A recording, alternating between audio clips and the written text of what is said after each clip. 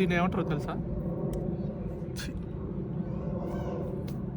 ఇవే దూల పనులు చేసుకోవద్దు అనమాట మనం. Hello guys, welcome back to Sandeep Reddy YouTube channel.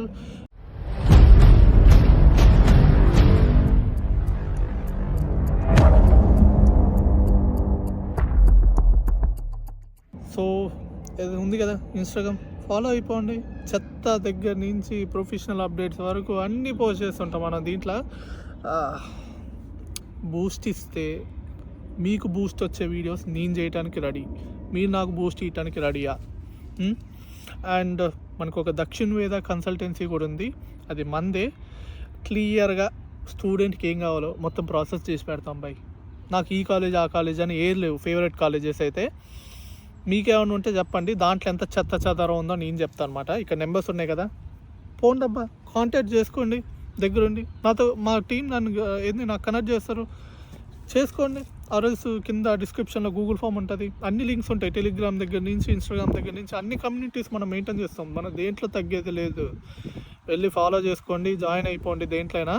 And తమిళ చూస్తుంటారు కదా, ఏంటి వీసా రిజెక్ట్ అయితే ఫీజు ఎందుకు రీఫండ్ రాదు అని ఉంటుంది కదా. లైక్ ఈ టైప్ ఇన్ఫర్మేషన్స్ నా దగ్గరికే వస్తాయా లేకపోతే అందరు బయట పెట్టరా నాకు తెలియదు. కానీ ఇప్పుడు జనరల్గా మన వీసాస్ రిజెక్ట్ అవడానికి చాలా రీజన్స్ ఉంటాయి. నేను తొందరగా వీడియో ఫినిష్ చేయడానికి ట్రై చేస్తాను. లైక్ చేయండి, చివరి వరకు చూడండి, బెస్ట్ అనమాట ఇట్లాంటి వీడియోస్. సో వీసా రిజెక్ట్ అవడానికి చాలా మార్గాలు ఉంటాయి.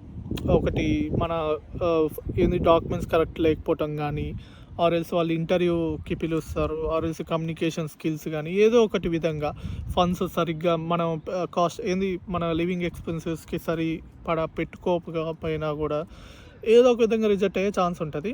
బట్ కాలేజీకి మనం ఎంతో కొంత ఇనిషియల్ డిపాజిటో సగం ఫీజో కట్టుకుంటాం కదా, సో ఆ ఫీజు అయితే రావాల్సిందే కదా మనకి బ్యాక్. ఎందుకంటే కొంచెం అటో ఇటో ట్యాక్స్ కట్ అయ్యో ఏదో ఒకటి మనకు వస్తుంది అనమాట జనరల్గా. సో ఈ మధ్యన ఏమవుతుందంటే అది రీఫండ్ అవ్వట్లేదు. ఎందుకో తెలుసా? రీసెంట్గా నా దగ్గరకు ఒక సిచ్యువేషన్ వచ్చిందనమాట. చెప్పారు ఏంటంటే వాళ్ళు 5,000 ఫీజు ఇనిషియల్ డిపాజిట్ కట్టుకున్నారు, అంతే అయిపోయింది, వీసా అప్లై చేశారు. సో ఇక్కడ లివింగ్ ఎక్స్పెన్సెస్ చూపించాలి కదా. సో కన్సల్టెన్సీస్ దగ్గర వాళ్ళు ఇన్వెస్టర్స్ ఉంటారు, ఆర్ఎల్స్ వాళ్ళే చేస్తూ ఉంటారు, మంచి డబ్బులు ఉంటాయి. సో ఏమవుతుంది, వాళ్ళ దగ్గర సర్టన్ అమౌంట్ తీసుకున్నారు, మా దగ్గర ఎఫ్డీ చేయించేసేయండి, మాకు ఇంట్రెస్ట్ పే చేయండి, మీ దాంట్లో ఎఫ్డీ చేసేస్తామని. వాళ్ళు ఏం మాట్లాడుకుర్రో అన్నీ మాట్లాడుకుర్రు, కానీ ఎఫ్డీ చేసినామని ఏదో ఒక లెటర్ అయితే ఇచ్చేసారంట. బట్ ఆమె వీసా అప్లై చేసేసింది, వీసా రిజెక్టెడ్. ఏమని వచ్చింది తెలుసా? రిజెక్టెడ్ లైక్ ఒక లెటర్లో ఫేక్ ఫండ్స్, ఫేక్ అనమాట ఫండ్స్, లైక్ లేవంట దాంట్లో, అసలు జస్ట్ ఉన్నట్టు లెటర్ సబ్మిట్ చేశారు. So due to fake funds visa rejected. And college వాళ్ళు ఏమన్నారు తెలుసా? మీరు ఫేక్ డాక్యుమెంట్స్ పెట్టడం వల్ల మా రెప్యుటేషన్ దెబ్బతింటుంటుంది, so we're non refundable money, all terms and conditions. So నేను వెళ్ళి చూసా, ఓన్లీ ఒక్క కాలేజ్ ఇట్లా చేస్తుందా అని. నో, ప్రతి కాలేజ్ టర్మ్స్ అండ్ కండిషన్స్లో ఇవి ఉంటాయి. ఎవరైనా ఫేక్ పెట్టి దొరికిపోయారా, కథం, ఆ ఫీజు అనేది రీఫండ్ రావు. ఒకవేళ ఫేక్ పెట్టి వచ్చిన వాళ్ళు చాలామంది ఉంటారు ఇక్కడ, కాకపోతే వాళ్ళు దొరకకుండా వచ్చారు కాబట్టి అయిపోతుంది. ఒకవేళ దొరికారా, ఫీజు అయితే కాలేజ్ నుంచి రాదమ్మా, చూసుకోండి. కన్సల్టెన్సీస్ని బ్లైండ్గా నమ్మవాకండి. ఏంది బిల్డింగులు డ్రెస్సులు అవి ఇవి చూసి నమ్మవాకండి. జెన్యున్గా మీరు ఒకవేళ ఎఫ్డీ వాళ్ళు చేసినా కూడా మీ అకౌంట్ డీటెయిల్స్లో చెక్ చేసుకోండి, ఉన్నాయా లేవా ఏంటి అన్నట్టు. ఇప్పుడు నేను చెప్పేది కూడా మీది అంటే మీ బ్యాక్ ఎండ్ రీసెర్చ్ మీరు చేస్తూ ఉండాలి ఎప్పుడైనా కూడా. ఒకరినే గుడ్డికి నమ్ముకోవాకండి. సో జాగ్రత్త. కాలేజ్ డబ్బులు కొంతమంది 5 lakhs కడతారు, కొంతమంది 8 lakhs కడతారు, కొంతమంది 15 lakhs 10 lakhs ఎంతో కొంత కడుతూ ఉంటారు. సో అవి ఒకవేళ సడన్గా రీఫండ్ రాకపోతే మీ పరిస్థితి ఏంది?